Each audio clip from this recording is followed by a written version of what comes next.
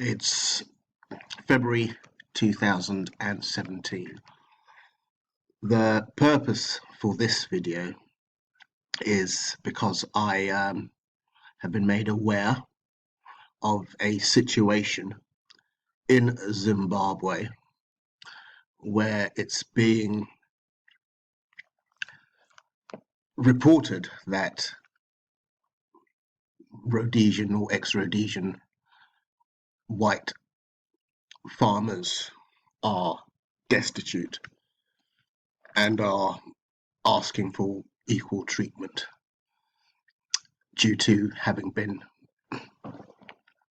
removed from the land they occupied. Now, this stamp here is from the Southern Rhodesian regime. The British South Africa Company existed, was in control from 1819 to 1923. You can see to the left a warrior, looks like a Zulu warrior, to the right and colonial soldier, and in the middle you see the impalas, the lions, and that crest there with the words justice, commerce and freedom. The irony being that there was no justice and there was no freedom for the inhabitants, the autochthonous meaning indigenous or native inhabitants of the land.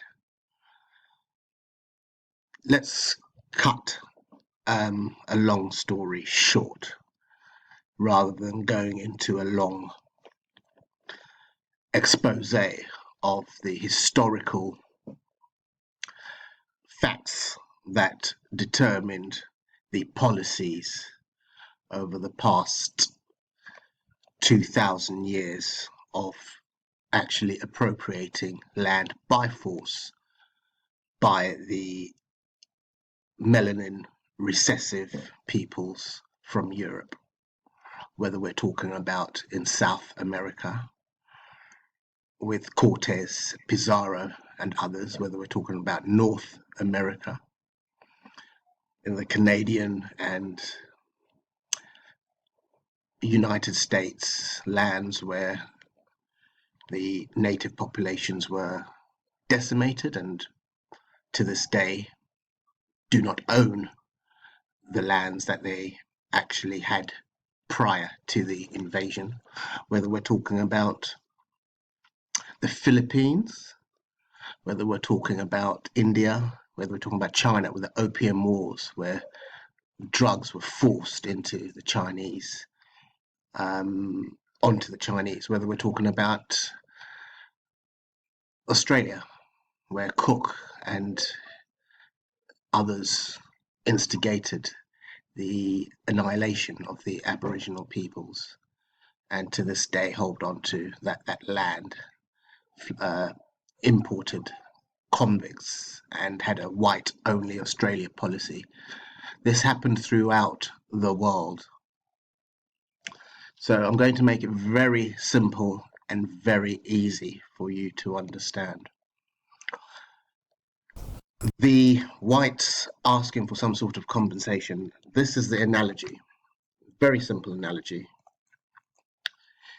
If you lived in your house, any individual lived in your house, and a invader, someone robbed you, got into your house, robbed you, took your house, and put you into the garden shed whilst they took your house. Now, whether it's 100 years, 200 years, I don't care how long, and you're in the garden shed and you know that's your house and you eventually get them out of your house, why on earth would you have to pay them compensation?